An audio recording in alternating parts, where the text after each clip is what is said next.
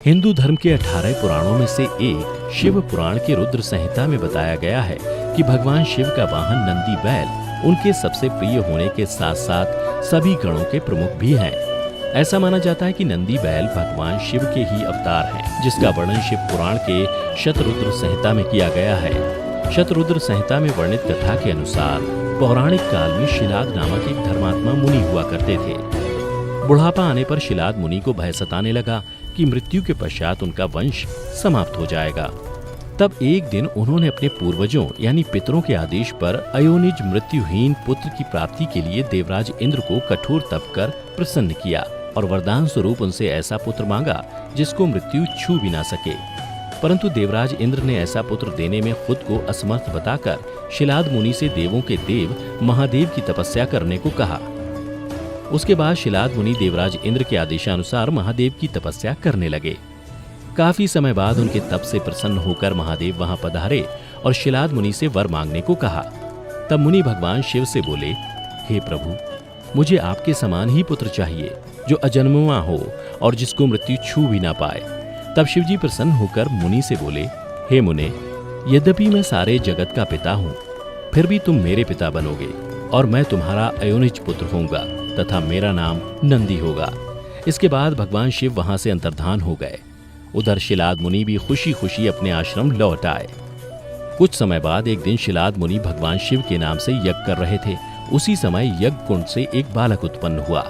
उस बालक के शरीर की प्रभा युगांत कालीन अग्नि के समान थी। यह देख शिलाद मुनि बड़े ही प्रसन्न हो उठे और भगवान शिव की स्तुति करने लगे।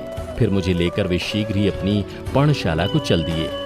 फिर शिलाद मुनि ने उस बालक का जातकर्म आदि सभी संस्कार संपन्न किया। उसके बाद 5वें वर्ष में मुनि ने नंदी को संपूर्ण वेदों तथा अन्यान्य शास्त्रों का भी अध्ययन कराया। एक दिन की बात है, जब बालक 7 वर्ष का हुआ तो शिवजी की आज्ञा से मित्र और वरुण नाम के मुनि उस बालक को देखने आए। उन्होंने शिलाद मुनि को बताया कि आपका पुत्र नंदी अल्पायु है, इसकी आयु 1 वर्ष से अधिक नहीं है। उन मुनियों के मुख से ऐसी बातें सुनकर पुत्र वत्सल शिलाद नंदी को छाती से लिपटाकर दुर्खार्थ हो फूट फूट कर रोने लगे। तब पिता और पितामह को मृतक की भांति भूमि पर पड़ा हुआ देखा। नंदी शिवजी के चरण कमलों का स्मरण करके प्रसन्नता पूर्वक पूछने लगा, पिताजी, आपको कौन सा ऐसा दुखा पड़ा है जिसके कारण आपका शरीर कांप रहा है और आप रो रहे हैं? आपको वह दुख कहां से प्राप्त हुआ? मैं इसे ठीक ठीक जानना चाहता हूँ। तब शिलाद मुनि ने नंदी से कहा, बेटा, तुम्हारी अल्पायु के दुख से मैं अत्यंत दुखी हो रहा हूँ। तुम ही बताओ, मेरे इस कष्ट को कौन दूर कर सकता है? पिता के मुख से ऐसी बातें सुनकर नंदी हंसने लगा और फिर अपने पिता से बोला, पिताश्री, आपने मुझे भगवान शिव से वरदान स्वरूप पाया है, इसलिए आप चिंता ना करें, वही मेरी रक्षा करेंगे।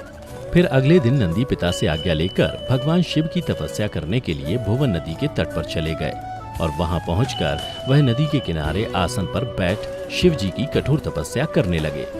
नंदी की कठोर तपस्या देखकर भगवान शिव कुछ समय बाद ही उनके सामने प्रकट हुए। परंतु जब नंदी ने शिव जी को देखा तो वो भूल ही गए कि वो लंबी आयु के लिए तप कर रहे थे। तब भगवान शिव ने नंदी से वरदान मांगने को कहा। फिर नंदी ने वरदान स्वरूप ताउम्र शिव का सानिध्य मांग लिया।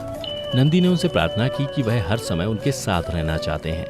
तब भगवान शिव नंदी से बोले, हे शिलानंदन, तुम्हें मृत्यु का भय कहाँ? तुम तो मेरे ही समान हो, इसमें तनिक भी संशय नहीं है।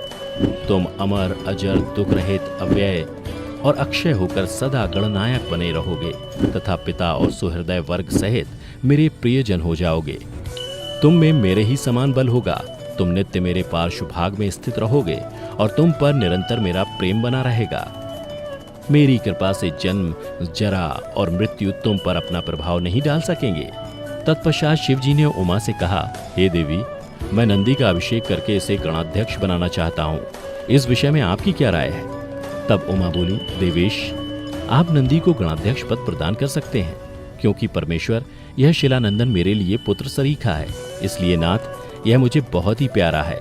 तदनंतर भक्त वत्सल भगवान शंकर ने अपने अतुल बलशाली गणों को बुलाकर उनसे कहा, गणनायकों, तुम सब लोग मेरी आज्ञा का पालन करो।